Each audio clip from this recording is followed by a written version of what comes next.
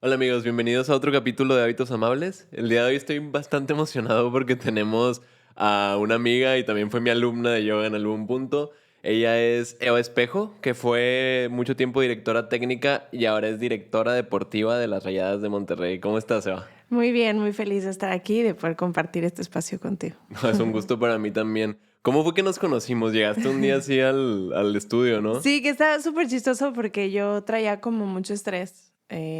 Yo soy una persona como de todo el tiempo estar tomando terapia, si sirve o no, eso ya es diferente, pero me recomendaron que por un determinado tiempo yo hiciera yoga diario y que no lo hiciera siguiendo pues lo que yo hacía en internet, sino o con a los maestros que seguían en internet, sino que lo hiciera en vivo, o sea, con alguien.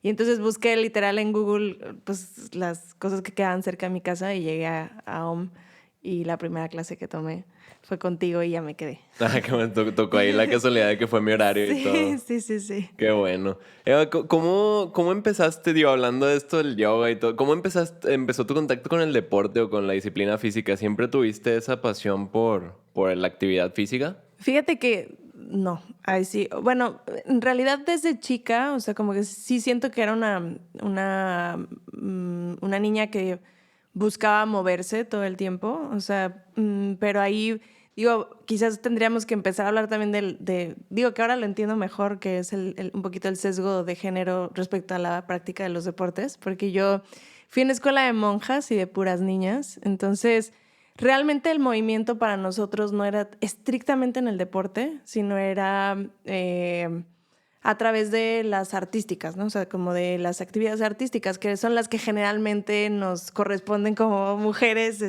practicar. Entonces a mí me encantaba bailar, era algo que me fascinaba hacer y a lo que me dediqué por mucho tiempo. Un tiempo hice gimnasia, por ejemplo, y me encantaba, pero quedaba tan lejos de mi casa que lo dejé de practicar. Así es que fue como ballet, jazz, como ese tipo de cosas.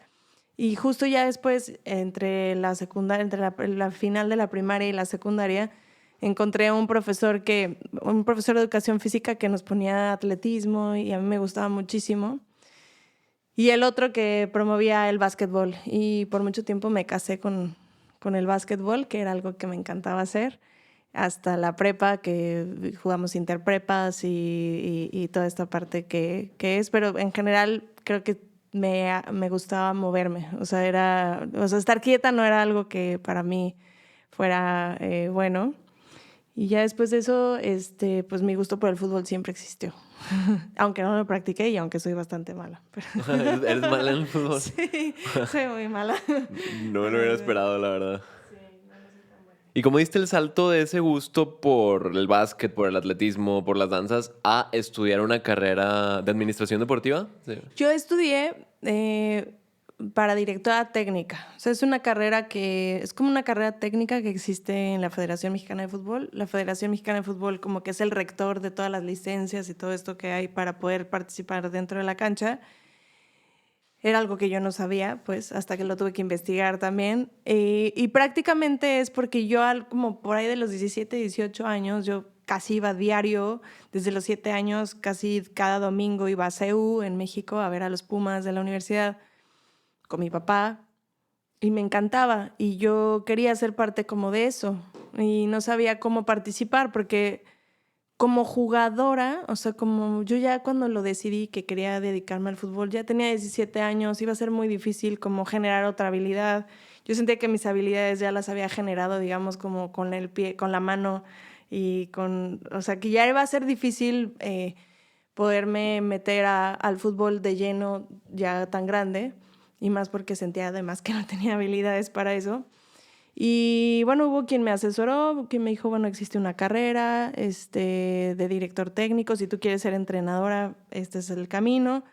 Y también había una oferta una oferta académica que era de entrenador deportivo. Esa la da la SEP en la ESEF, pero nunca, era como volver a empezar. Yo ya me había dedicado a ser maestra, en la UNAM estudiaba ciencias políticas y como que yo ya no veía cómo regresar también tanto tiempo, ¿no? Entonces, pues al final decidí seguir como maestra de primaria y complementar con la de directora técnica. Y nació literal porque yo iba a los estadios y quería ser parte de esa fiesta. O sea, yo quería ser parte de ese show. Sí. ¿Y cómo terminaste la carrera y encontraste trabajo? ¿Cómo te fue con eso? No, el camino es larguísimo, ¿no? Porque para empezar creo que fue como un poco complicado tratar de explicar que pues no jugaba fútbol, que no era futbolista, que no tenía nadie en mi familia que jugara fútbol o que hiciera esto. Mi mamá pues siempre fue y mi papá pues se dedicaban a otras cosas completamente. Mi mamá en especial, que era la que siempre como que daba el sí o el no. Le era muy difícil entender por qué yo quería ser entrenadora, o sea, como que aparte en un mundo desconocido para ellos, desconocido para mí hasta cierto punto, y como que fue difícil que comprendieran que yo quería hacer eso, ¿no? Entonces, pues, yo lo que hice fue como yo veía al Club Universidad, le mandé una carta a Elías Ayub, Arturo Elías Ayub, diciéndole esto, o sea, como a grandes rasgos, yo quiero conocer cómo funciona un equipo, quiero saber qué se hace, que todo, ¿no? Entonces, antes pues era más difícil tener acceso a esas personas porque pues, no había redes sociales, no había nada. Le llevé una carta pues impresa al final del partido, intenté entregársela, no se la pude entregar a él, se la entregué a más personas y al final él me termina llamando y diciendo, bueno, dime qué quieres, en qué te ayudo. Me encanta saber que puedes ser una persona que quiera aprender, que quiera saber. Y así llegué a los Pumas, ahí hice mis prácticas y a la par hice como la carrera de director técnico.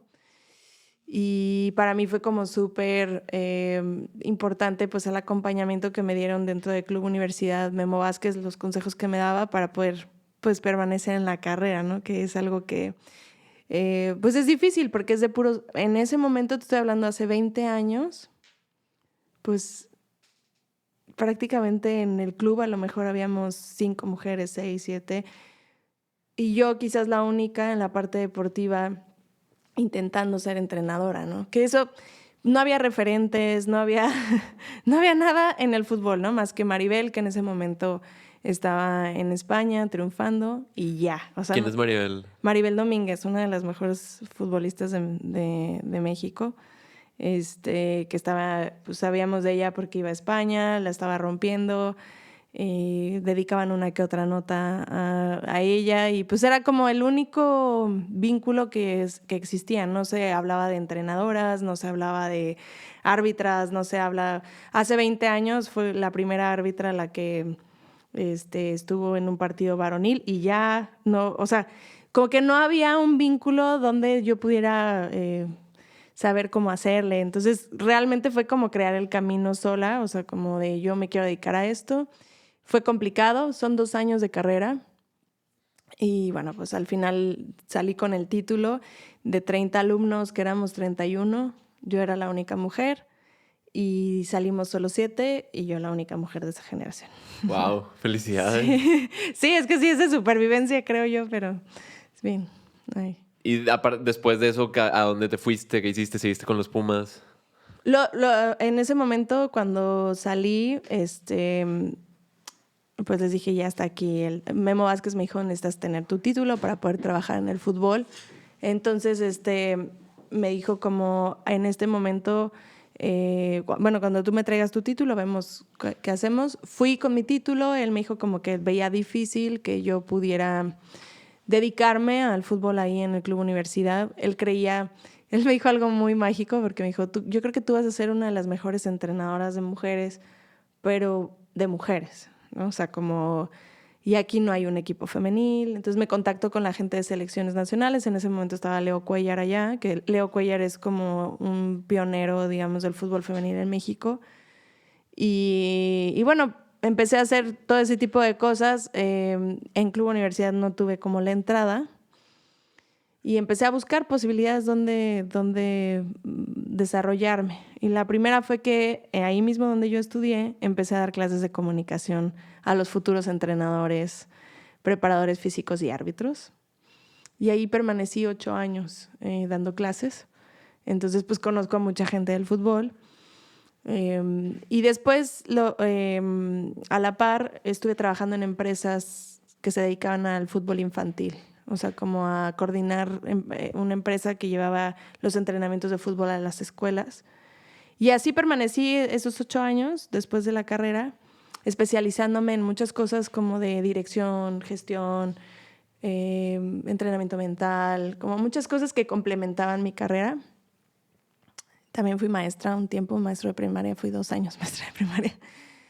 Y ya después Pachuca me da la oportunidad de entrar a un club y ahí es donde creo que se empiezan a modificar las cosas. ¿Esto en qué año fue, lo de Pachuca? Ay, soy tan mala para los años, pero no sé, yo creo que en el 2014, 2013, por ahí, yo trabajando en la Federación Mexicana de Fútbol, pues ahí conozco a mucha gente y bueno, me dicen que hay una plaza en Pachuca para hacer el vínculo entre la escuela y la parte deportiva, porque ellos tienen una universidad y tienen la parte del club y había como que vincular esas dos cosas para que pues en pro de la formación de los niños, ¿no? Entonces, de los futuros futbolistas. Entonces, como que a ellos les gustaba mucho mi perfil porque pues yo era maestra y además era entrenadora, entonces como que conocía lo mejor de los dos mundos y creían que yo podía hacer ese puente, ¿no? Entonces yo fui, estuve ahí un tiempo y en eso surge la liga y es cuando me invitan a trabajar con las Tuzas del Pachuca como pionera del proyecto para arrancarlo. Empieza la liga femenil en México en ese entonces. Sí, en ese entonces era 2016, creo yo. Sí, 2016, el primer momento en el que yo ya trabajaba en Club Pachuca y ellos sabían que yo era entrenadora.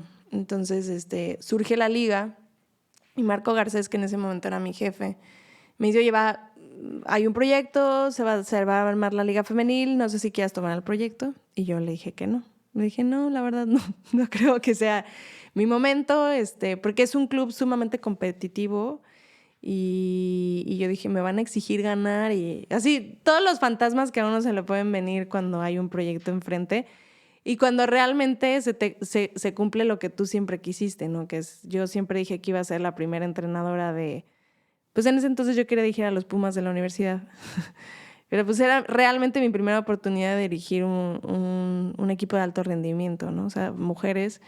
Entonces cuando se me vieron todos los miedos encima, porque yo decía, no sé si lo voy a poder hacer, no sé si soy yo la persona correcta, en fin, miles de cosas. Y al final, mi mamá habló conmigo y me dijo como, siempre has buscado esa oportunidad y hoy que la tienes enfrente no puedes decir que no. O sea, es como, ve para adelante. Me dio esa confianza y bueno, acepté el proyecto y creo que cambió totalmente mi vida a partir de ahí. De ahí te quedaste un tiempo, luego te fuiste a las Rayadas. Sí, ahí estuve en total en los Tuzos, estuve 6 años. Pasé de ser la coordinadora de desarrollo humano a ser pues, la entrenadora de las Tuzas.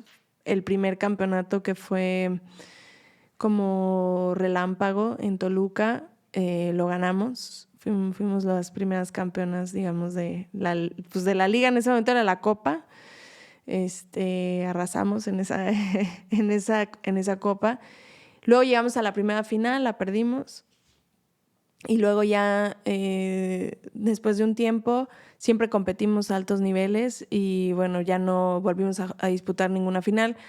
Pero a mí me ofrecen el proyecto de ser directora deportiva de las Tuzas y solamente duró 6 meses en ese puesto hasta que me vuelven a invitar las Rayadas porque yo sentía que tenía un pendiente, yo sentía que tenía que ser campeona. Personalmente sentía un pendiente. O sea, quiero ser campeona, me faltó esa cosa que por hacer y me llaman las Rayadas y después de 6 años de estar en los Tuzos, en Pachuca, decido venir a las Rayadas, igual con muchísimo miedo, pensando que me iban a correr a los 6 meses. Con muchísimo miedo vine a Monterrey y ya casi completo los 3 años. Y sí fuiste campeona varias veces, ¿no? Solamente fui campeona una vez. Una. Nada más acá. Cuando llegamos, obviamente hemos estado compitiendo a altos niveles, pero nada más pudimos acceder a una final, la ganamos.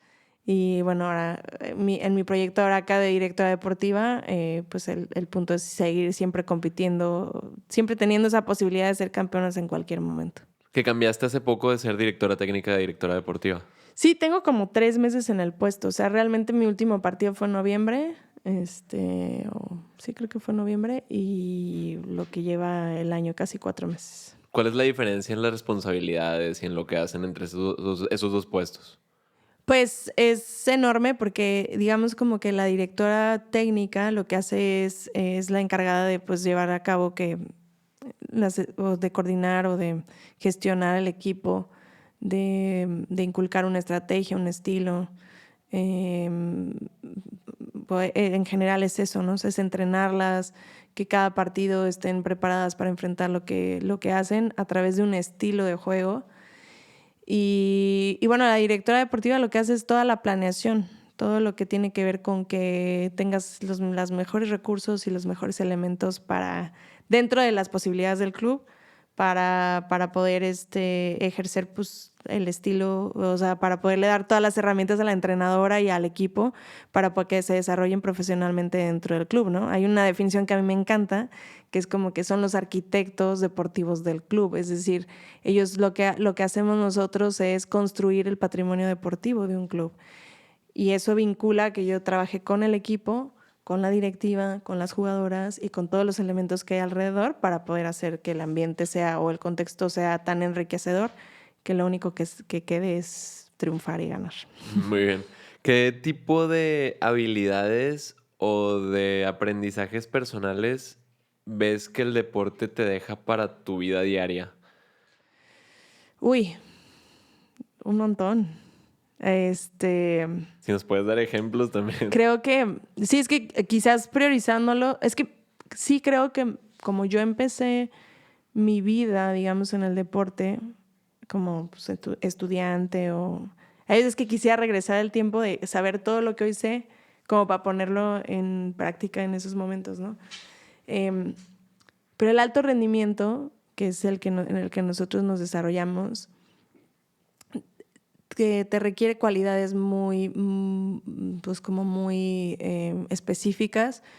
Y yo sí creo que por eso no mucha gente puede ser de alto rendimiento o no se puede dedicar al alto rendimiento o mucha gente abandona. Y yo lo veo bien porque sí hay un grado como de toxicidad, digamos, en el alto rendimiento donde pues sacrificas muchas cosas, haces un montón de huecos en tu vida por momentos. Y es muy demandante, o sea, no es algo que puedas hacer solo un momento, casi 24 horas te tienes que dedicar al alto rendimiento. Y creo yo que la parte que más me ha ayudado es primero a ser fuerte y luego a entender que ¿cómo te puedo decir? Que en el fútbol hay una frase como muy, muy común que dicen como que la jugada más importante es la siguiente.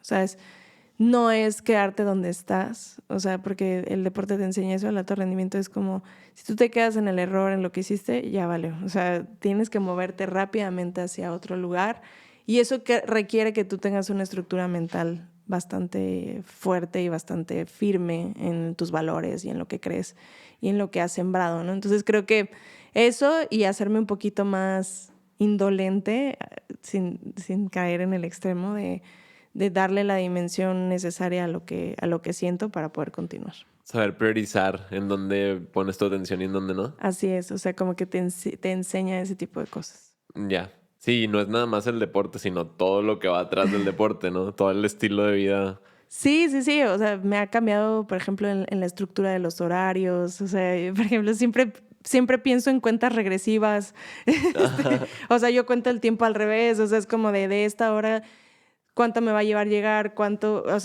tiempo voy a invertir en llegar, cuánto tiempo me requiere, no sé, vestirme o hacer esto. Entonces, siempre estoy pensando como en la cuenta regresiva de un partido o de objetivos así. Entonces, sí cambia muchísimo la vida. Más o menos te entiendo, pero como yo no lo he vivido, pues no tengo tanta noción. ¿Nos podrías platicar, por ejemplo, cómo es una semana para las Rayadas, como para poder dimensionar mejor? Sí, pues las Rayadas la mayoría se dedican exclusivamente a ser futbolistas, que eso es algo que al inicio de la liga no podían hacer. Generalmente tenían que vincular dos cosas, o trabajar o estudiar o esta parte, que muchas tienen que seguir estudiando. Yo casi siempre las obligo, o más bien casi siempre las obligo a estudiar porque pues las carreras son breves, ¿no? O sea, a los 35, 36 años, 40, no más, vas a salir de las canchas y necesitas dedicarte a algo. Entonces, muchas estudian, pero por ejemplo, ahora, ¿no? Llegan a las 8 de la mañana, a las 7 de la mañana, se cambian, se les ofrece como un pequeño desayuno, desayunan, van al gimnasio alrededor de 1 hora, 45 minutos, van a la cancha, que también en la cancha hacen 90 minutos, máximo 1 hora, 2 horas de entrenamiento, y después de eso van, se bañan. Puede ver que en el Inter haya video al inicio o al final del entrenamiento para analizarse a ellas, el entrenamiento, o que analicen al rival o cosas que hay que ver en video, o hacer acuerdos o platicar algo entre ellas y la entrenadora o demás, y después van a comer y puede ser que se les requiera tener pues una capacitación o algo, dependiendo la semana, compromisos de ruedas de prensa o cosas así. Y luego ya ellas regresan pues a su casa alrededor de las 2 de la tarde, 1, 2 de la tarde, regresan a su casa y muchas de ellas complementan lo que hacen en el club con entrenamientos individualizados, con entrenadores personales que tienen, o que requieren algún tema de fisioterapia o algo así. Realmente son mujeres que se dedican completamente a su cuerpo, a su rendimiento. Y algunas que todavía estudian, pues van a la escuela y esta parte. Y más o menos esa es la radiografía, digamos, de todas las semanas. Habrá días que viajemos, ya sea jueves, viernes, sábado, dependiendo de cuándo esté el partido. Se llega un día antes a la sede. Y ya sea que se haga el entrenamiento acá en Monterrey o allá en la sede en la que estemos, y bueno, se hace toda una rutina y al día siguiente, pues lo que se busca con esas concentraciones y ese tipo de cosas es como cuidar la alimentación, cuidar los hábitos, el sueño, un montón de cosas que son súper importantes. Sobre todo el descanso es sumamente importante para ellas. Y luego ya después de eso, pues se programa, según la hora del partido, llegamos 2 horas antes al estadio y de ahí se desarrolla el partido y el postpartido generalmente pues se bañan ahí o en el hotel, ya sea que ese día viajemos de regreso o nos quedamos hasta el día siguiente para viajar un poco más holgados de tiempo, priorizando el descanso casi siempre de ellas. Y bueno, esa es a grandes rasgos una semana que podríamos tener, digamos, con las Rayadas. No me imagino cómo le hacían antes teniendo que trabajar. Me imagino que tenían que trabajar porque antes no había tanto recurso económico, ¿verdad? Sí. ¿Cómo le hacían? No, pues es terrible. Incluso ahora las que estudian, es complicado compaginar. Por eso digo que el alto rendimiento no es para todos, porque es muy difícil compaginar pues una vida normal con una vida de alto rendimiento, ¿no? O sea, obviamente también requiere mucho como comprensión del entorno. O sea, como que muchas veces hay que ir a hablar, me ha tocado ir a hablar con directores, ¿no? De escuelas, oiga, pues es que ella es deportista de alto rendimiento y así casi que citando la Constitución dice que hay que, pues, adaptar el currículum a... O sea, para que todos tengan derecho a la educación tenemos que ver todas nuestras poblaciones y esta es una población diferente y hay que adaptarle el currículum y hay que adaptarle los momentos y hay que hacer todo para que puedan desarrollarse como deportista. O sea, que no haya una elección entre ser deportista y ser estudiante, por ejemplo, ¿no? Entonces, pues sí, obviamente era muy complicado. Por eso ahora todos estamos caminando y por eso también estas leyes que intentan cubrir y hacer suelos salariales, es como sí, poner un piso salarial para que esto, o sea, que ya no sea una elección o que no tengas que dividir tu vida y hacer todo tan complejo como ir a trabajar y también entrenar, y, o sea, es sumamente pesado. Sí, porque no puedes dedicarte al 100 si estás con el pendiente de cómo vas a comer, ¿no? Sí, o sea, había jugadoras, no de este club, por ejemplo, pero había pues, jugadoras en otros clubes que eran Uber. Entonces, imagínate la carga para la espalda, las piernas, o sea... El estrés también. Sí, no. Entonces, creo que ahora se ha avanzado mucho en la liga para tener otro tipo de oportunidades y que ya se puedan dedicar al 100% a lo que hacen. Son mujeres jóvenes, ¿no? Como de 18, entre 18 y 20 y tantos. Tengo ahora un rango bastante fuerte. Hablo de las Rayadas y yo creo que bastante grande. Y yo creo que pasa en muchos clubes. Tengo rangos desde los 18 años, 17, hasta ahora que mi jugadora más grande tiene 40. Ah, wow.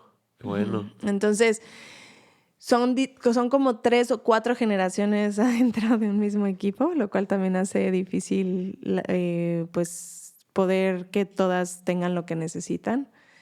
Pero, por ejemplo, a mí me da mucho gusto que Pamela Tajonar, que es la portera, que es la más grande, hoy tenga la oportunidad ella hizo toda su carrera fuera de México, la hizo en España, en Escocia, en un montón de lugares, pero nunca en México porque no había una liga. Y hoy que vuelve, que vino con nosotros, me encanta que todo el país sepa la calidad que tiene, ¿no? Y que pueda desarrollar su carrera en su país, lo cual es emocionante. Ella también fue pionera en México, ¿no? Pionerísima. Wow. O sea, ella le ha tocado ver toda la evolución. Y pues eso es enriquecedor, ¿no? O sea, es para mí como agua tibia al alma porque ella es de esas personas que hoy gozan esa parte, ¿no? Y tengo el extremo de las de 17. O sea, Pamela fue de las que luchó, trabajó, salió del país, vino, peleó, hizo todo. Y tengo en este mismo equipo, a la de 17 años que ya lleva 6 años en una liga profesional que a lo mejor Pamela luchó. Entonces, se encuentran esas 2 generaciones que ya tienen los privilegios y a lo mejor que los que Pamela tuvo que trabajar y que hasta apenas hoy ve, y está el otro lado, ¿no? Que ya creció en este ambiente profesional y que ya creció en un ambiente donde se puede dedicar plenamente a lo que hace. Debe ser muy bonito desde la perspectiva tuya o de Pamela ver cómo ya es más fácil para las que vienen, ¿no? Sí. Ya no tienen que aventarse lo que ustedes se aventaron. Sí. Y mira que yo también siento que descansamos sobre el privilegio de lo que alguien más trabajó, ¿no? Yo siempre hablo como de estas personas o estas mujeres que alguna vez salieron a pelear porque pudiéramos votar o porque pudiéramos trabajar, porque pues no siempre fue un derecho, ¿no? O sea, entonces pues ya llevábamos el camino más o menos. Lo que a nosotros nos ha tocado es generar conciencia en un mundo plenamente de hombres, porque el fútbol varonil, o sea, el fútbol era varonil únicamente. O sea, signo de fútbol era hombres únicamente, ¿no? Y hoy que nuestra lucha es en generar una conciencia de que es fútbol y es practicado por todas las personas, ¿no? O sea, y así es. Y es súper satisfactorio, creo yo. Y con eso de que es un deporte dominado por hombres, claro que ha habido avances, que es lo que tú platicas, pero me imagino que todavía hay retos, ¿no? ¿Qué retos se enfrentan en este momento, en pleno 2024, en México? Hay unos retos muy sofisticados. Yo pienso que, híjole, es que es una pregunta bien complicada porque pienso que si bien creo que todo el orden social va hacia incluirnos y creo que la lucha hoy se vuelve más sofisticada porque digamos que yo hablé de las mujeres que salían y luchaban por un voto, o sea, luchaban por como lo más general, que es muy importante obviamente, pero ahora a nosotras nos toca luchar como por esas cosas que son más complejas, pero son más chiquititas, pero más complejas y que además no te hacen ver tan claramente el avance. O sea, no son tan visibles como los otros logros, pero la lucha es todos los días. O sea, yo nunca dejaré de decir que es un medio donde todos los días te recuerdan que eres mujer. Todos los días hay algo. Desde alguien con el que interactúas, no sé, las propias circunstancias, las reglas. Hay un montón de cosas que todavía no es... O sea, yo sueño con el día que yo me sienta súper cómoda haciendo lo que hago y sin que haya un sesgo de género o que haya una opinión acerca de algo que me hace ser diferente a los demás, ¿sabes? O sea, como es muy complejo, es todavía muy complejo. si bien creo que todos están trabajando en sí mismos y para comprender lo que está sucediendo, todavía creo que hay muchos retos tal cual como pues que tu opinión valga lo mismo que, que la de un hombre, ¿no? O que yo pueda acceder a puestos, no sé, que se abra una plaza dentro del club y que no importa si eres hombre o mujer, que puedas competir por esa plaza porque no importa si es para varonil o para femenil la plaza que se abre, sino que pudiéramos todos competir por ese mismo puesto. Creo que también un pendiente, pues obviamente es la parte del desarrollo, la comprensión del desarrollo de la mujer, de su vida completa siendo deportista. O sea, como que hay cosas que siendo futbolistas hombres, pues ellos no son los que tienen a sus hijos, no son los que prioritariamente llevan pues a lo mejor la necesidad de criarlos o de estar al pendiente de su educación, ¿no? Y mayoritariamente nosotros sí tenemos aparte, por ejemplo, la parte reproductiva, ¿no? Que pues al estar al alto rendimiento, las hormonas tienen cierto sentido, entonces es como... Y justo tú te desarrollas en esa edad donde tus mejores años de deportista mujer, pues son tus mejores años fértiles, ¿no? Entonces, hay una serie de cosas. ¿Qué vas a hacer en el embarazo? Si tú te embarazas, ¿cómo vas a reinsertarte? ¿Cómo te vamos a ayudar para reinsertarte dentro del deporte otra vez? ¿Cómo lo vamos a hacer? En fin, hay una serie de retos bien importantes y bien padres y que creo que, pues, el chiste es tenerlos bien listos en la agenda para poderlos desarrollar en el momento que sea necesario. ¿El alto rendimiento cómo afecta a las hormonas? ¿Puede impedir el embarazo o puede...? No, mira, no soy tan especialista en el tema, pero, por ejemplo, más que nada es la carrera como tal. O sea, por ejemplo, sí hace un poquito más hostil la parte de reproducción, o sea, como la producción de óvulos. Muchas de ellas empiezan a tener problemas como dejas de tener grasa. Por ejemplo, hay gente que es súper magra. Voy a decir, te oye súper feo, pero es como, es tan magra, tiene tan poca grasa que empiezan a tener como problemas en su menstruación, porque pues la menstruación se hace con grasa, con hidratos. O sea, tiene muchas cosas que hacen que uno pueda menstruar regularmente. Y pues por el deporte, la testosterona, hay un montón de cosas. Creo que hacen un poquito menos amigable o menos posible que eso suceda, ¿no? Entonces, pues hay muchos equipos que hoy están ayudando a las mujeres a tener óvulos, a poderlos congelar. Ah, qué bueno. Ajá, para que cuando ellas ya se retiren o vean un momento bueno, puedan pues tener esa posibilidad de tener sus óvulos y de no sacrificar esa parte de ser mujer y de tener una familia. ¿Qué es lo que decías ahorita también con la universidad, no? Que no tenga que ser una u otra, que entendamos las condiciones de cada quien y se pueda adaptar todo para... Sí, creo que el reto más importante de ser mujer ahora en el deporte es no sacrificar nada, o sea, como no elegir lo que tú dices, lo que decíamos, no elegir, que no tengas que renunciar. Siempre que uno elige renuncia a algo, que eso es claro, pero que no sea un sacrificio porque el entorno no está preparado para, ¿no? Entonces, creo que ese es el gran reto. Wow. Pero me alegra saber esto. Yo no tenía idea, por ejemplo, lo de los óvulos. Hay clubes que lo hacen. Por ejemplo, Estados Unidos va muy avanzado en esa parte. O sea, Estados Unidos en los derechos de la mujer. De hecho, obviamente, la selección de Estados Unidos es un símbolo, ¿no? Porque al final ellas, que está súper chistoso, porque ellas han sido tricampeonas del mundo, los hombres no, y ni siquiera se han acercado a ese momento. Y, por ejemplo, ellas ganaban menos dinero, en fin, ¿no? O sea, como que en este sesgo que existe, ¿no? Entonces ellas pelearon mucho por esos derechos y ahora pelearon mucho por los derechos de ser mamás. Entonces tienen una especie de sindicato que hace que llevan todas estas preocupaciones, ¿no? O sea, que llevan, por ejemplo, ellas pueden viajar con sus hijos y tienen derecho en la selección a llevar a alguien más que le ayude con el cuidado de sus hijos. En fin, hay una serie de cosas que han logrado como gremio para que ellas puedan desarrollarse plenamente como mujeres deportistas haciendo lo que les gusta.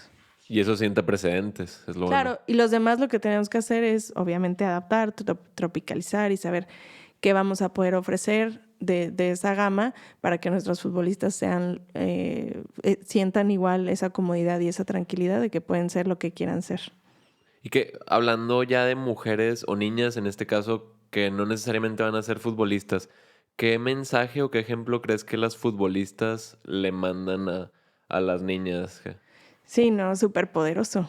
O sea, yo justamente empecé esta historia diciendo, pues yo no conocía a nadie. Ayer hacía un recuento con unas amigas como de, ¿qué es lo que, cuándo supiste por primera vez que había fútbol femenil? Y yo lo vi en una noticia creo que fue, digo, no me acuerdo la futbolista ahora, fíjate para que veas qué, qué mal.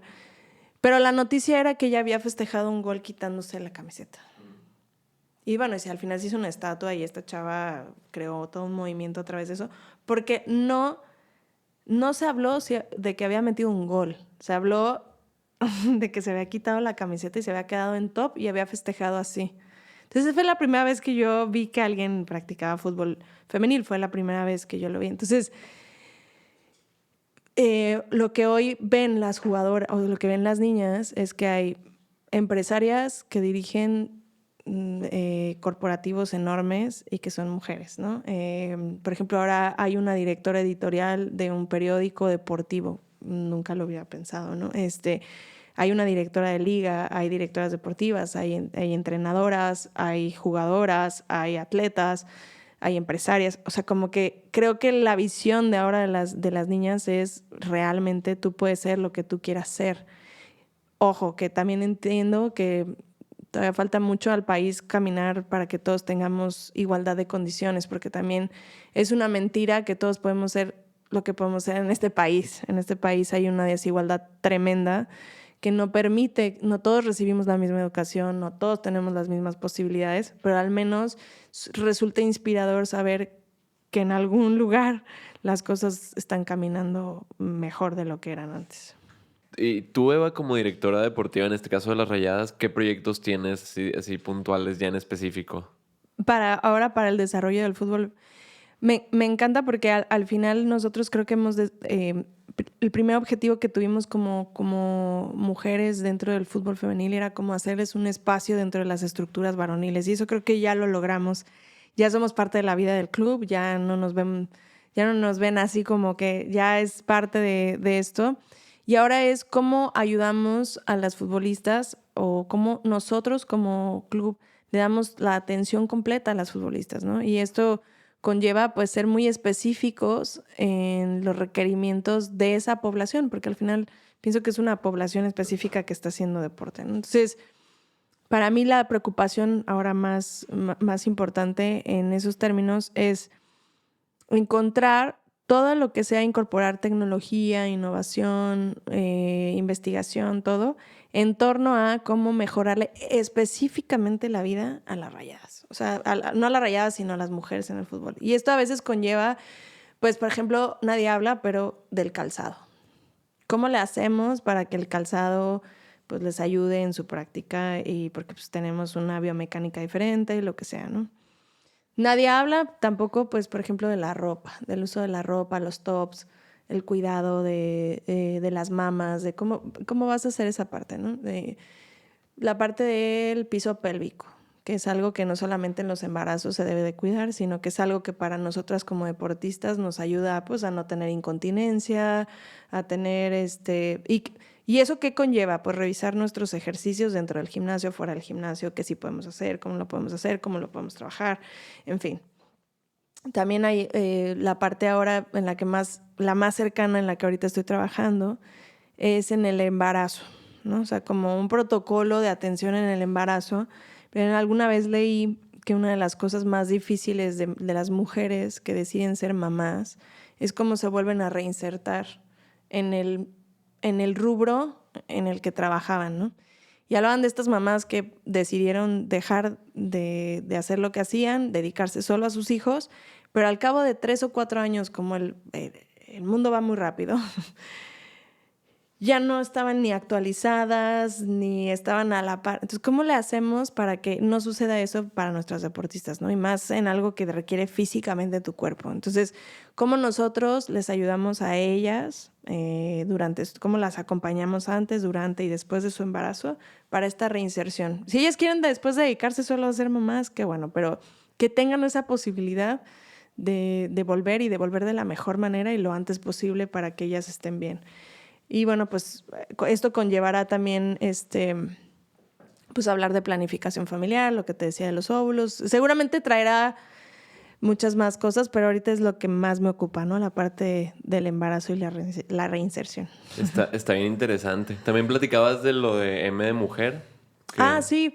Y bueno, como uno de los retos también de este club es en estos días vamos a llevar a cabo un foro donde se reúnen a varias mujeres, ¿no? O sea, donde hablamos mujeres en la vida y en la cancha. En la cancha tenemos a gente invitada de la industria a platicar los problemas o las problemáticas a las que nos enfrentamos y hablar y discutir acerca de eso. En la cancha tenemos mujeres en la cancha, en la vida, pues mujeres que han cambiado las cosas en favor, a lo mejor por una mala experiencia, como es la parte de la Olimpia. Coral, que es una de las invitadas que pues vive algo que le duele, que por demás es terrible lo que le pasa, pero decide trabajar por todas y hacer que pues la ley Olimpia, que hoy nos protege a todas de alguna manera, ¿no? No digo para nada, es para no obviar qué es la Sí. ley Olimpia. Pues al final ella es una, es que no sé cómo llamarle, pero debe ser como activista, me parece que lo ha hecho en el Senado y en algunos lugares, donde ella genera una ley que nos protege acerca de los contenidos. O sea, nadie puede usar tu imagen. Como divulgar videos íntimos. Así como videos íntimos o fotos íntimas o esto sin tu consentimiento, y más si es para difamarte o para tomar venganza de algo, ¿no? Entonces, pues ella lo determinó, lo llevó, se hizo una ley y hoy nos protege a todas, ¿no? Y está el último foro, que es el de las Rayadas, que las propias Rayadas cuentan su historia, ¿no? Su historia siendo futbolistas. Está nuestra nueva entrenadora, Amelia, que es una de las mejores de la CONCACAF y que pionerísima, así es que también tiene mucho que contar. Y eso son cosas que dentro, fuera de la cancha, suceden dentro del club y que creo que cambian la historia la historia que permanentemente parecía que por 100 años solo había sido varonil y hoy se le pone un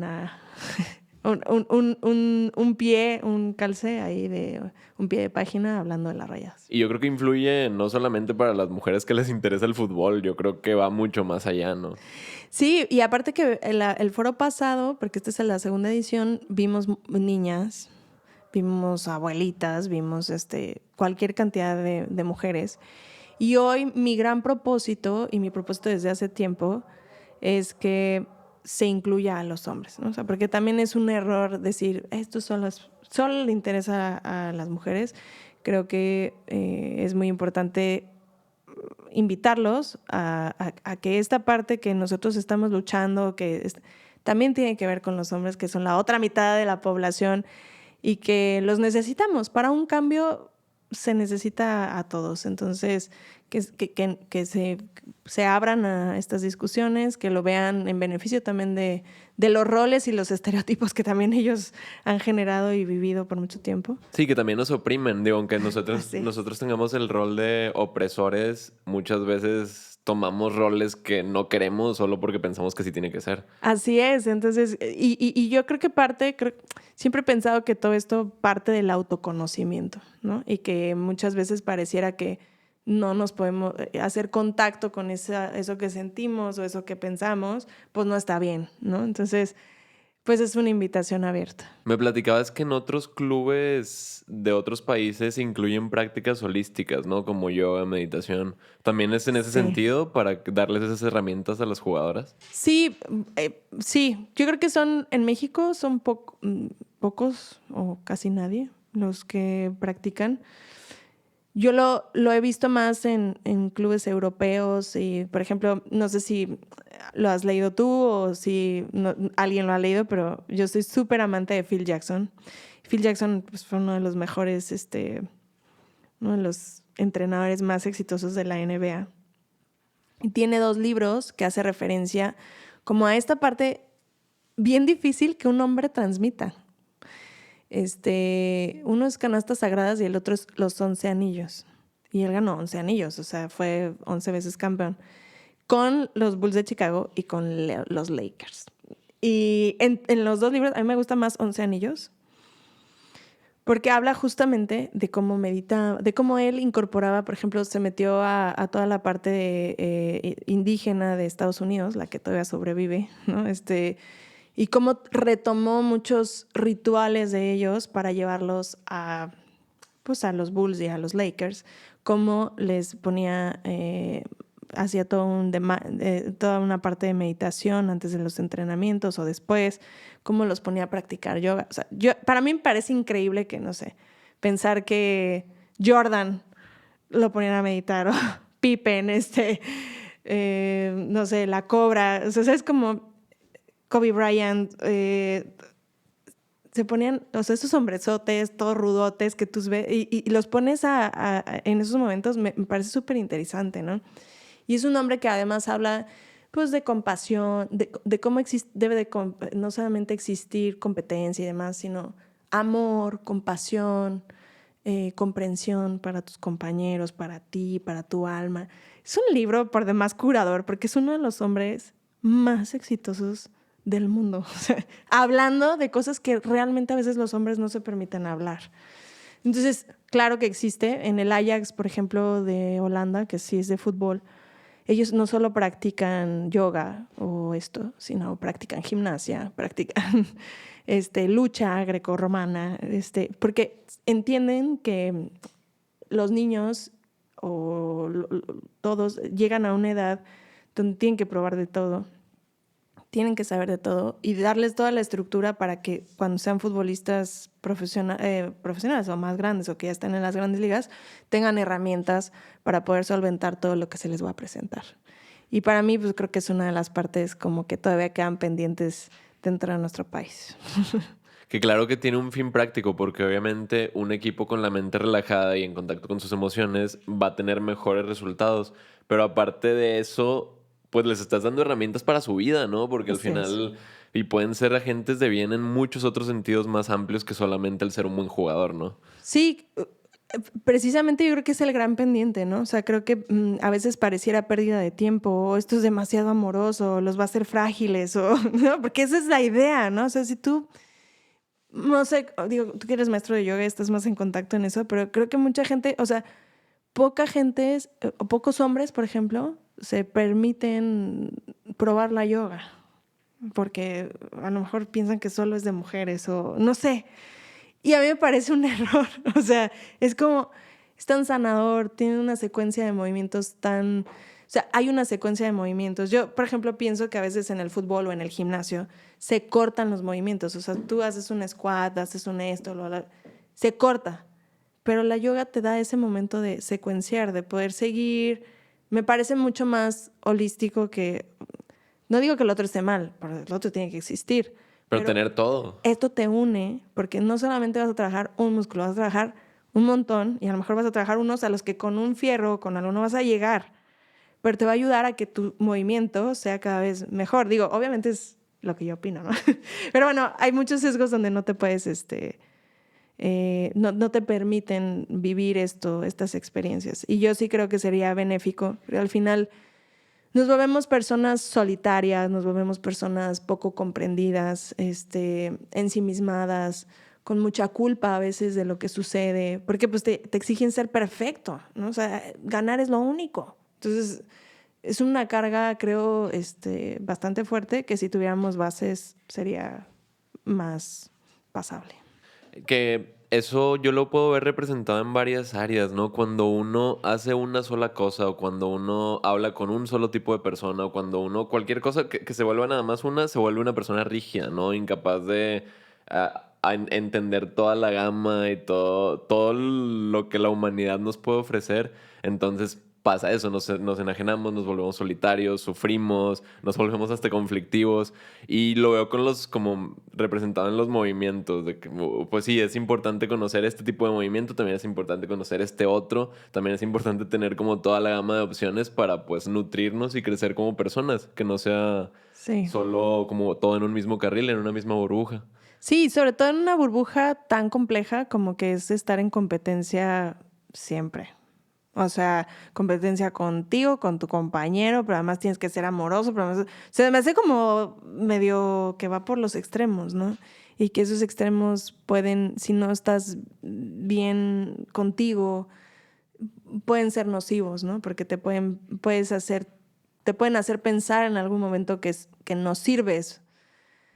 Para mí es muy importante que aprendamos a diferenciar lo que haces de lo que eres, ¿no? Y estos mundos tienden a mezclar y pareciera que eres lo que haces. O sea, entonces esa mezcla creo que si viniera de otra comprensión, viniera de otro conocimiento, pudiéramos transitar un poquito más sencillo en este paso. Que te encajona, cualquier etiqueta así de rígida te va a encajonar y no te va a permitir pensar más allá de lo que puede ser, ¿no? Ahorita que dijiste eso de la competencia, ¿qué ocurre no entre las jugadoras del mismo equipo, sino entre un equipo y otro? Porque es muy extraño lo que pasa, ¿no? Compiten y están dándolo todo por ganarle a la otra, pero a la vez todas son mujeres que están en una misma lucha, ¿no? Que es como de que el fútbol femenil siga adelante y lograr todo esto. ¿Has notado que hay veces en las que se pierde, que en realidad están dentro de lo mismo y gana la competencia? ¿O cómo ha sido tu experiencia con eso? No, fíjate que ha sido como muy enriquecedora porque como mujeres, obviamente pues hay rivalidades y hay todo entre equipos, no vamos a ir más allá, esta ciudad tiene una rivalidad enorme entre los dos equipos que existen, pero para mí ha sido súper importante darme cuenta que para las jugadoras la amistad va por mucho más, por encima de todo, ¿no? Entonces tú las ves en un clásico a lo mejor y las ves que luchan y compiten y demás, pero afuera son amigas, se ven a un asado, salen, es muy común que salgan a tomarse un café, porque pues, son amigas de toda la vida, son amigas de lucha, son amigas que compartieron en universidades algún espacio o que tienen algo en común o que se caen bien y todo, y que realmente la rivalidad se queda dentro de la cancha y que saben que se necesitan todas para lograr mejores cosas. Qué reconfortante escuchar eso, porque Sí, con los hombres no pasa tanto, ¿verdad? Con los... yo pienso que los hombres no, volvemos a lo mismo, creo que no han reflexionado todavía su situación, ¿no?